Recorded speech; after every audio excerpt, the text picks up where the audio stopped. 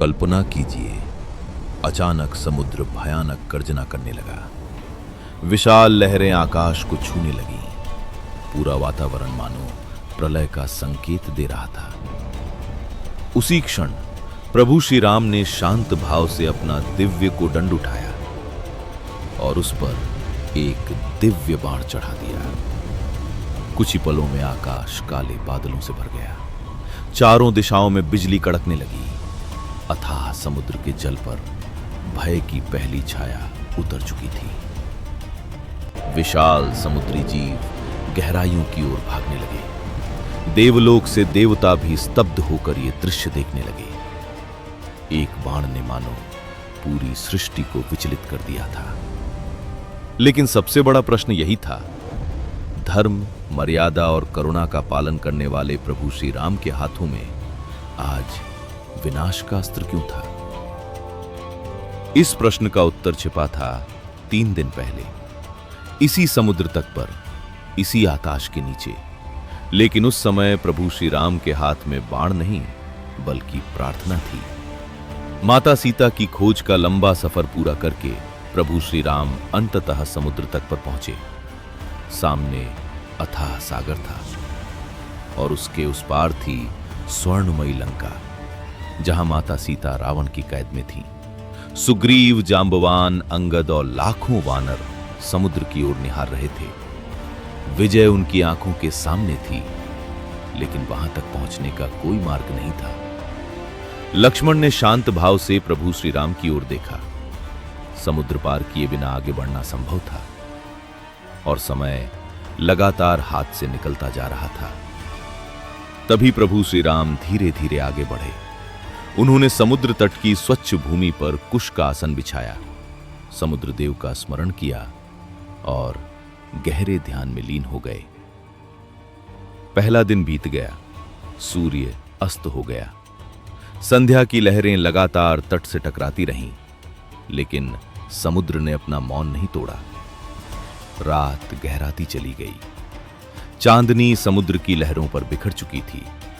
फिर भी प्रभु श्री राम अचल बैठे रहे, मानो धैर्य स्वयं उनके रूप में विराजमान हो। दूसरे दिन फिर सूर्योदित हुआ। वानर सेना के चेहरों पर चिंता बढ़ने लगी, लेकिन प्रभु श्री राम की प्रार्थना पहले की तरह ही अटूट श्रद्धा और पूर्ण विश्वास के साथ जारी रही। सुग्रीव के मन में अनेक प्रश्न उठने लगे। हर बीतते क्षण के साथ रावण को अधिक समय मिल रहा था और माता सीता अब भी लंका में ही थी। धीरे धीरे तीसरा दिन भी समाप्ति की ओर बढ़ने लगा। समुद्र अब भी शांत था, लेकिन इस बार आकाश में काले बादल घिरने लगे, मानो स्वयं प्रकृति किसी निर्णायक क्षण की प्रतीक्षा कर रही हो। और फिर अचानक प्रभु श्री राम ने अपनी आंखें खोल दी। उनके चेहरे का शांत तेज अब अटल संकल्प में बदल चुका था।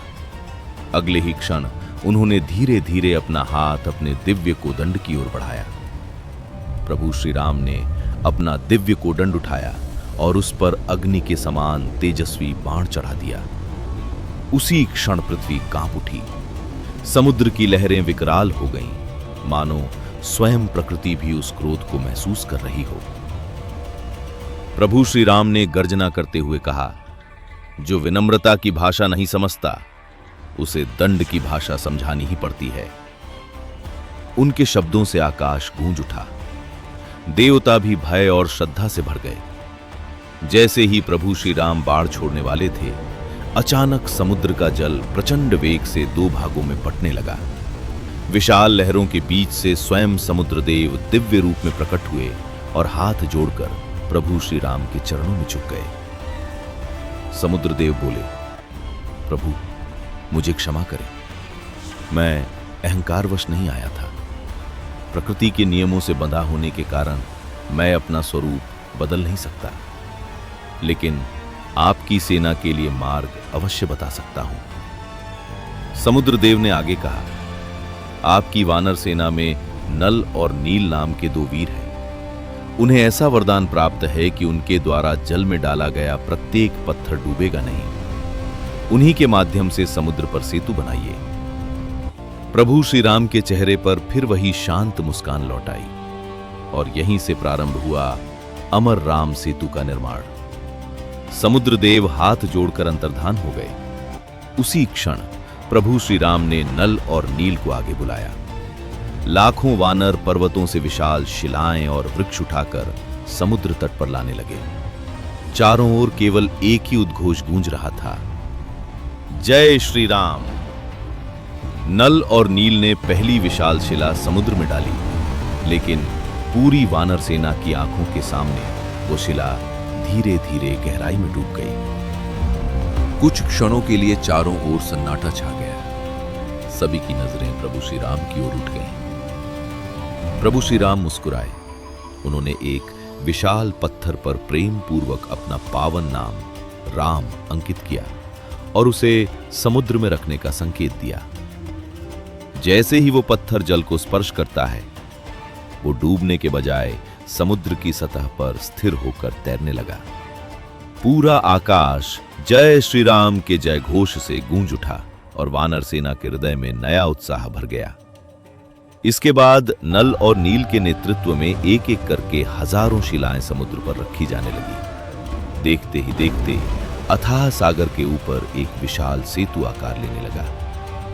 देवता आकाश से पुष्प वर्षा करने लगे और प्रभु श्री राम शांत भाव से उस दिव्य राम सेतु को निहारते रहे, जो आगे चलकर धर्म की विजय और अधर्म के अंत का मार्ग बनने वाला था।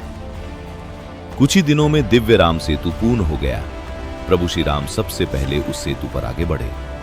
उनके पीछे लक्ष्मण, हनुमान, सुग्रीव, जांबवान, अंगद और लाखों वानर सेना विजय के उत्साह के साथ लंका की ओर प्रस्थान करने लगी। राम सेतु पर चलते हुए लाखों वानरों का अद्भुत दृश्य देखकर देवता भी आश्चर्यचकित रह गए।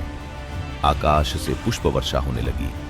समुद्र की लहरें मानो स्वयं प्रभु श्री राम के चरणों का स्पर्श पाकर धन्य हो रही थीं। उधर लंका में रावण को समाचार मिला कि प्रभु श्री राम अपनी विशाल वानर सेना के साथ समुद्र पार कर चुके हैं। पहली बार रावण के चेहरे पर चिंता की रेखाएं दिखाई दी। उसे समझ आ गया कि अब धर्म और अधर्म के बीच होने वाला महायुद्ध टालना असंभव है।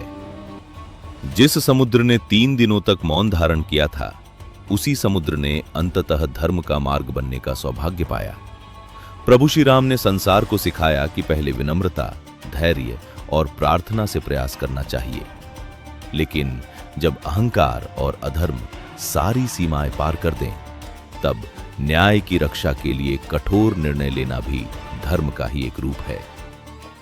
इसीलिए प्रभु श्री राम ने समुद्र पर बाण ताना था। उनका उद्देश्य विनाश करना नहीं, बल्कि धर्म की स्थापना और अधर्म का अंत करना था। यही कारण है कि आज भी प्रभु श्री राम केवल शक्ति के नहीं, बल्कि धैर्य, मर्यादा और न्याय के सर्वोच्च प्रतीक माने जाते हैं। अगर आपको यह कथा पसंद आई हो तो वीडियो को लाइक करें, चैनल को सब्सक्राइब करें और कमेंट में लिखें जय श्री राम।